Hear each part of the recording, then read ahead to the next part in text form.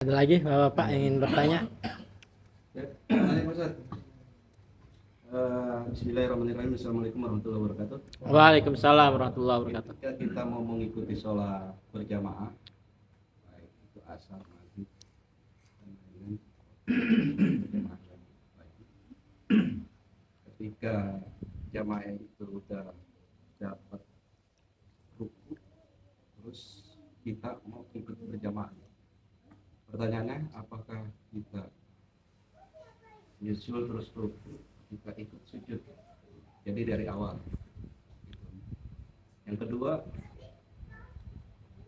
ketika kita sholat berjamaah, yang pertama nih udah masuk ke rakaat pertama, terus kita ikut masuk ke rakaat ketiga. Pas itu rakaat terakhir kita batal atau apa? Nah, itu kita teruskan, ditambah atau kita awal berulang dari pertama.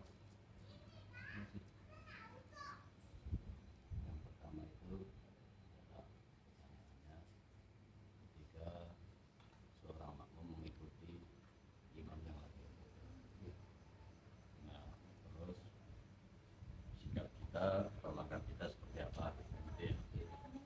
Nah, maka jawabannya adalah terserah, yaitu mau langsung kita ikutin lebih bagus atau nunggu dia berdiri lagi. Karena kalau ikut juga langsung ruku, dengan nanti kalau langsung ikutin ruku itu belum masuk satu rakaat. Nah, nanti ketika imamnya berdiri lagi, takbir lagi, baru tuh hitung yang kedua. Ketika imamnya sudah hampir selesai, Ya, kita berjamaah nih, lalu sudah kita kira-kira 1 rakaat kita batal, dan kita pasti menunggu. ya. Nah, itu kita tinggal teruskan atau kita tinggal tambah satu. Meneruskan rakaat yang belum terlaksana. dilaksanakan.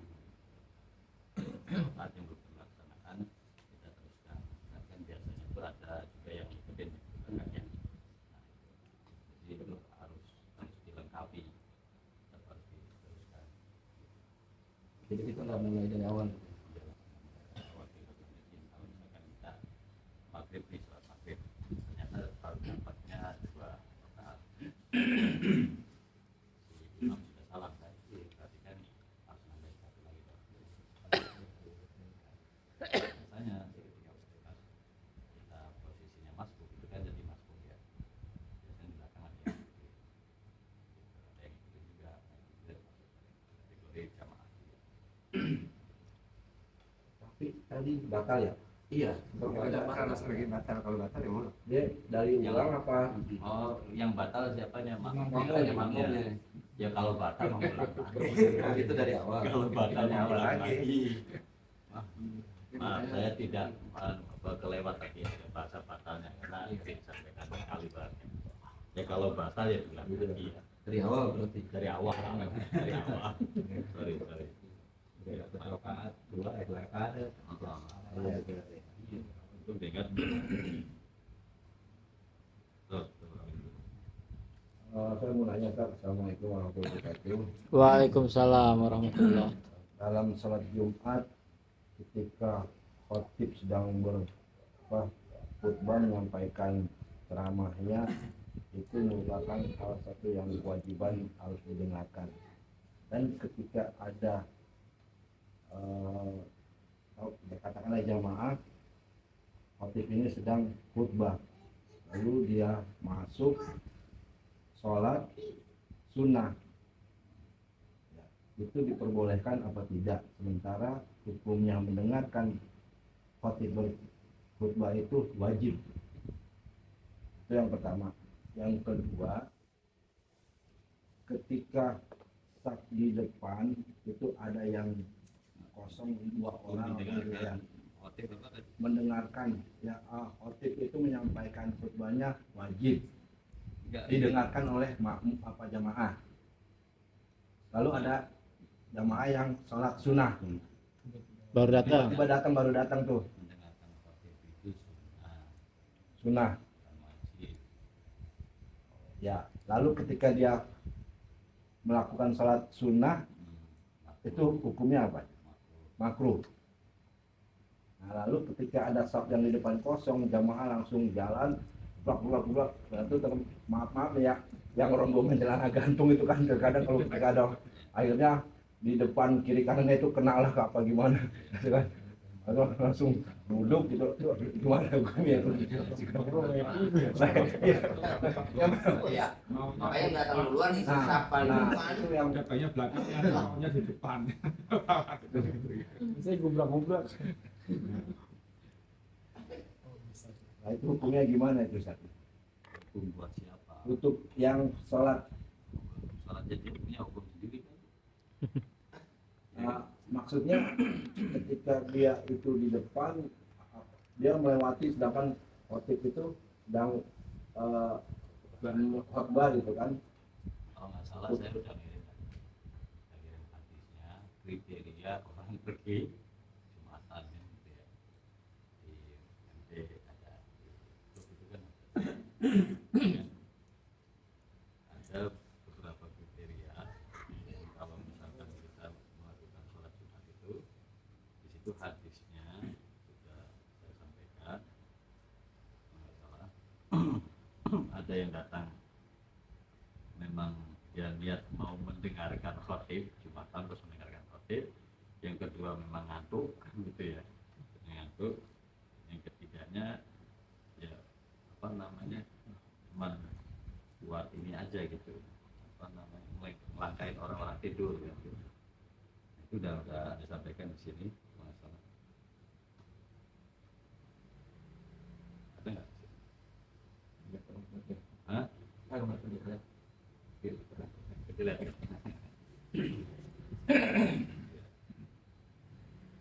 Jadi kalau untuk bicara tentang hukum kembali ya, setiap orang punya pemahaman mungkin masing-masing, apalagi kalau kita bahasanya menunjuk satu orang, satu golongan ya kan, berarti kan mereka juga punya Hukumnya punya dasar.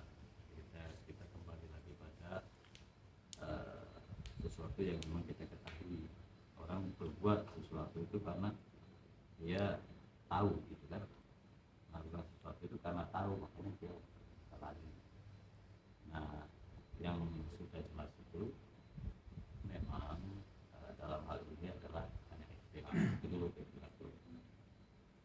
Ketika yaitu khotib sudah naik ke mimbar, terus lalu dia sholat, ya itu makruh sebenarnya. Tapi juga harus ada tahu asal usulnya. Itu kan asal usulnya dalam rangka sahabat. Dulu sahabat, jadi ketika pas tidak ada ahadukumul masjid, hatta apa itu namanya, janganlah kalian duduk sampai lakukan sholat. Itu dalam rangka untuk menunggu salah satu sahabat. Apabila salah satu di antara kalian masuk ke dalam masjid, janganlah sholat, janganlah duduk hatta yusolliya raka'atain, sampai yaitu sholat, yaitu 2 rakaat. Itu dalam rangka menunggu para sahabat, karena dia tahu itu Rasulullah itu dia tahu. Padahal waktu itu saat itu Rasulullah memang lagi naik di mimbar, terus udah kan gitu. Kalau mau masuk, kalau datang masuk masjid, salah satu di antara kalian jangan duduk sampai betul-betul sholat 2 rakaat. Itu biar supaya tahu yang datang siapa, yang lagi siapa gitu. Nah, ketika kita sekarang ini mau dilaksanakan silakan, mau tidak juga bagus. Kenapa? Karena kan ikhtilaf sebenarnya ulama itu berbeda pendapat. Cuman mayoritas ya ashabus Syafi'i itu memakruhkan hal itu. Karena apa? Lebih utama mendengarkan khotib. Kenapa? Kalau mendengarkan khotib itu kan ya satu dapat kesunahan, yang kedua juga dapat manfaat. Nah, kita mau ambil yang mana? Kalau mau ambil yang sholat ya silakan. Cuman sepertinya kalau misalkan semua orang lagi pada duduk tenang dan juga pada berbicara, kita sholat derekan gitu kan, kayaknya kurang pas. Lebih kepada adab, jadi langsung aja yaitu duduk. Nah, sebelum duduk bacalah subhanallah walhamdulillah wala ilaha illallah wallahu akbar sebagai bentuk pengganti daripada tahiyatul masjid. Berapa kali bacanya? 4 kali. Subhanallah walhamdulillah wala ilaha illallah subhanallah walhamdulillah. Pengganti tahiyatul masjid. Tapi kalau khotibnya belum naik mimbar, boleh sepakat. Dapat apa sih kalau ditanya? Ya, artinya dapat surga kan. Mungkin artinya jasadnya itu alam bersentuh api neraka kalau sering istiqomah menjalani qobliyah zuhur dan ba'diyah zuhur. Itu qobliyah Jumat. Itu kan sudah ada rekodnya. Sudah dijalani dinikmati. Kayak kalau ditanya itu rekod Anda siap apa rekod Allah dan Rasulullah itu aja. Kita itu sudah cukup memiliki amalan sholat 5 waktu rawatib sudah 7 rakaat. Nah, yang hilang dari kita itu adalah menikmati sholat itu, menikmati sholat sunatnya, menikmati bacaan yang kita baca. Kenapa demikian? Ya karena satu maknanya semua tahu kan gitu. Makanya kenapa sih ya hukumnya itu wajib bagi salah satu kampung harus ada satu orang yang wajib bisa mengetahui ilmu bahasa Arab ya. Nah maka hukumnya sunnah bagi ya, selain daripada orangnya ataupun kita bagi orang muslim kan? Jadi hukumnya fardu kifayah. Kalau ada satu orang dalam satu desa ataupun lingkungan itu yang bisa ngerti bahasa Arab maka gugur semua itu tanggungan. Karena apa? Nanti orang itu masyarakat itu akan bisa bertanya sama dia. Begitupun satu lingkungan ada yang nggak paham tentang ilmu kedokteran yang juga bisa dosa semua, ya kan? Makanya harus ada yang mencukupi, itu namanya ilmu yang sifatnya fardu kifayah. Nah, untuk yang lainnya hukumnya sunnah. Makanya ketika kita masuk ke dalam sholat itu pahami sholli artinya apa, inni wajhatu wajhiya lillahi artinya apa. Dari situ diulang-ulang sehingga akhirnya sholatnya memiliki nilai ruhani. Jadi itu yang hilang ya. Memang betul-betul hilang ya. Kenapa? Karena kenyataan yang ada, yang terlihat mata dan telinga, sholatnya rajin, jamaahnya nggak pernah putus, tapi ya luar biasa sifat yaitu kuat tengahnya, kerasnya dan juga ya luar biasa. Nah ini menunjukkan bahwa ada salah satu degradasi dalam pemahaman tentang sholat. Jadi setidaknya kita ya selaku ya, orang awam itu tidak terlalu berlebihan di dalam menjelaskan tentang agama yang tentang harus makrifat lah, harus bagaimana lah. Jangan fokus pada 5 waktu itu ya, 5 sholat wajib 5 waktu itu. Kenapa? Karena di kitab Fazinatul Asor ini mu'alifnya, pengarangnya itu menyebut dalam salah satu riwayat Imam Abu Dawud bahwa as-sholatu mardhatullah, sholat itu ya, tempat ridhonya Allah. Sholat dengan sholat itu bisa tanha anil fahsya'i wal munkar, bisa yaitu melebihkan rezekinya, terus juga bisa apalagi mendapatkan ketenangan, bisa menurunkan rahmat. Wah banyak sekali asal yaitu tadi dengan yaitu kita terus merenung, mengintrospeksi diri dari usia balik sampai sekarang ya kan, itu sudah apa belum bahasanya, sudah sampai sejauh mana sholat yang kita lakukan itu. Jadi tetap fokus konsennya pada sholat, dengan sholat itu yaitu cakrawala pemahaman kita juga ya bisa semakin berkembang karena menjadi barometer apa namanya kehidupan kita itu di sholat. Jadi fokus kepada sholat, bukan berarti pertanyaan yang lain tidak fokus gitu. Nah untuk yaitu bahasan bagaimana cara mengawasinya. Ketika ada bahasa bagaimana cara mengawasi, maka bagaimana cara kita mengingatkan. Nah, ketika yaitu ada bagaimana cara kita mengingatkan, maka bagaimana cara kita berbicara dalam menyampaikan. Setelah itu terus mengerucut karena bagaimanapun juga penjelasan itu sampai yaitu seluas kayak apapun tetap akan mengerucut kepada satu solusi kan gitu. Nah, ketika yaitu kita berbicara mengawasi, maka kita akan berbicara apa tadi mengingatkan. Nah, setelah yaitu berbicara mengingatkan, maka kita akan yaitu mengerucut lagi dengan bahasa mengingatkan itu sendiri. Ketika kita sudah mengerucut dengan bahasa mengingatkan itu sampai sejauh mana yaitu seringnya kita menyampaikan bahasa tentang pengingat tadi. Nah, seperti itu baru nanti lebih mengerucut lagi sampai sejauh mana yaitu seringnya kita mengingatkan.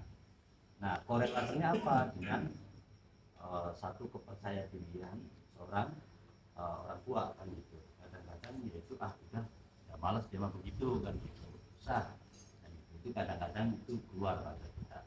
Nah, sebenarnya kembali bahwa yang memberikan petunjuk dan juga yang menetapkan itu bukan hak kita, tapi adalah hak Allah. Kita hanya sifatnya itu terus mengingatkan dia dengan cara mengingatkan, dengan cara yaitu terus sampaikan bagaimana, ngapain, nanyain terus habis dari mana, oh dari sini habis dari mana, terus aja seperti itu bagian daripada mengawasi.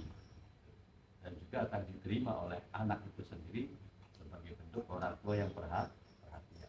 Kadang ada anak itu dia nggak minta apa-apa, nggak minta warisan tanah, nggak minta duit, nggak, tapi pengen ditanya, hanya pengen ditanya. Dalam satu hari itu ditanya bagaimana kabarnya, dari mana nak, habis main sama siapa, itu senang. Kira-kira seperti itu Pak. Jadi harus sering ditanyakan. Nah, untuk tadi qobliyah itu betul ya, benar Pak Manto, bahwa untuk qobliyah maghrib itu redaksinya liman sya'a, siapa yang mau. Jadi kalau mau dilakukan silakan, ya oke, nggak apa-apa. Jadi jangan dipandang yaitu yang tidak melakukan sunnah ya terus jadi akhirnya berdosa ya tidak. Ada sunnah tatawuf sukarela, ada sunnah nafilah di malam hari, sunnah nafilah ya yang memang Rasulullah lakukan berulang-ulang koma. Kalau sunat tatawuf kan sukarela seperti sedekah kan gitu. Sukarela kalau ada kasih, nggak ada ya udah jangan dipaksain. Kadang ada orang juga kepaksa tersiksa gara-gara yaitu rasa nggak enak nggak ngasih. Ada aku nggak ngasih maulid ini nggak enak banget kan tersiksa, terbebani. Nah tersiksa itu maksudnya artinya itu terbebani. Muaranya dari mana? Rasa nggak enak. Nah, rasa nggak enak itu seperti apa kan gitu? Nggak enak karena dia sering ngasih. Nah, karena ketidakpandaian kita memposisikan dan menaruh ketidakenakan tersebut yang bukan pada tempatnya, begitu. Gara-gara takut yaitu dibilang pelit, jadinya tersiksa jadi gempa. Gara-gara yaitu takut yaitu tidak disebut yaitu orang bersosial. Itu kita, bukan siapa-siapa, kita. Jiwa kita masih begitu. Nah makanya jadilah diri sendiri. Apa yang kita dapatkan, kita lakukan sesuai apa yang kita ketahui. Kenapa kita bertengkar? Jawabannya sangatlah mudah. Karena satu sama lainnya saling memaksa harus pakai baju yang sama. Kira-kira seperti itu. Oke, saya mau nanya masalah sholat Jumat juga. Tadi kan sempat dibahas. Nah, ini saya pernah mengalami satu kejadian. Jadi teman saya ini datang sholat Jumat ketika sudah memasuki 1 rakaat. Nah itu bagaimana Kiai Ya, hukumnya? Jadi atas rakaat sholat. jadi dia udah 1 rakaat, terus dia baru datang, dia sholat. Nah nanti ketika setelah salam, apakah dia ikut salam atau dilanjutkan dengan sholat zuhur? Itu. Dia menjumpai 1 rakaat kan. Iya. Rasulullah kan pernah bersabda, siapa orang yang menjumpai sholat Jumat 1 rakaat ini, maka dia telah menemukan Jumat. Artinya apa? Artinya ketika dia posisinya masbuk, ketinggalan Iya. 1 rakaat, ya kan? Ya, ataupun dia itu posisinya memang ketinggalan itu Rasulullah salam, ya maka dia telah memulai sholat Jumat. gitu. Nah kalau misalkan lebih ininya apa namanya, lebih yakinnya, kalau misalkan dia masuk itu posisinya atahiyat gitu kan, atahiyat kan berarti kan dia kan harus menyempurnakan 2 rakaat. Nah, karena ragu jadi bisa ditambahin sholat zuhur. Ya, tapi kalau misalkan dia menjumpainya adalah 1 rakaat, maka fakot anwar maka dia sesungguhnya telah menemukan sholat Jumat. tinggal nambahin 1 lagi. 1 rakaat utuh ya. Utuh 1 rakaat utuh. Berarti kan menemukan 1 rakaat utuh nih. Pas salam dia tetap diri 1 rakaat. berdiri dong. Oh berdiri. Jadi nggak ikut salam lagi selesai gitu. Iya. Oke. Jangan ikut salah, Hmm. nambahin. Iya, berarti tinggal nambahin 1 rakaat aja ya. Berarti salam dia nggak usah ikut salam tuh. Dia diri nambahin 1 rakaat selesai gitu. Nah kalau kejadiannya nih misalnya dia sudah masuki rakaat kedua, sudah ruku gitu. Nah itu gimana? Ikut dua. Maksudnya itu disempurnakan Dia- 2. Oke siap. Disempurnakan 2. Dua. Udah. Oh gitu ya. Oke siap. Penting belum salam. Tapi belum salah. Iya, yang penting belum salam. Ya. Kalau udah salam berarti sholat zuhur jatuhnya. Kalau udah salah ya sholat dulu. Emang biasa nunda nunggu aja. Nah, karena kan dia ini unsurnya tuh benar-benar dia habis nganter barang gitu kan, mepet banget, cari-cari masjid nggak ketemu, napas sekalinya ketemu, sekali ketemunya masjid ya itu udah masuk 1 rakaat gitu. Banyak yang penting disempurnakan aja. Maksudnya sholat Jumatnya ya, jadi 2 rakaat utuh lah. Iya, oke siap. Masalah khotib naik mimbar menyampaikan makalah ke jamaah itu Ustaz bilang sunnah. Bukankah itu sebagai pengganti 2 rakaat? Jadi gini, yang sunnah itu buat muslim. Jadi mendengarkan khotib itu hukumnya sunnah muakkadah. Kalau misalkan wajib itu kasihan seluruh, yaitu orang itu bakal jadi batal karena perbedaan. Jadi kita pakainya itu apa, kalau bahasa hukum itu adalah hukum yang al-iktisor itu yang pertengahan, ya kan? Jadi mana dasarnya kita kuboha mas atau takwalah kepada Allah ya sesuai kemampuan. Saya bisa menerapkan satu pemahaman ilmu fikih, yakni dari imam-imam yang tentunya adalah saklek. Wajib orang yang wajib itu bagaimana? Pasti akan memberatkan, yaitu umat, apalagi umat sekarang dan umat yang berbeda, keimanannya itu berbeda, ya kan? Nah, sehingga akhirnya apa? Terkesan belajar agama kok berat, sehingga akhirnya pada nggak mau ataupun bahkan yaitu pada malas ataupun salah lari gitu. Nah, kalau hukum asalnya khotbah itu sendiri nih, khotbahnya bukan si mustami'il khotbah, bukan. Jadi kita berbicaranya adalah fokus pada khotibnya. Nah, maka itu lagi wajib. Khotbah itu sebagai pengganti dari sholat Jumat.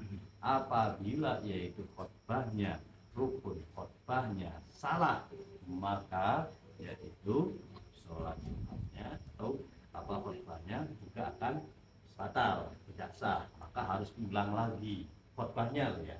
Khutbahnya saat itu juga salah di rukun-rukunnya langsung dan sebagainya. Itu makanya pelan-pelan kita belajar.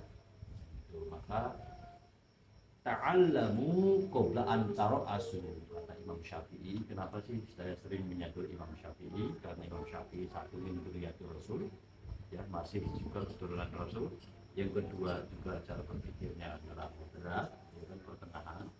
Begitu ada tol kodim, ya beberapa fatwa yang dahulu dan juga yang sekarang.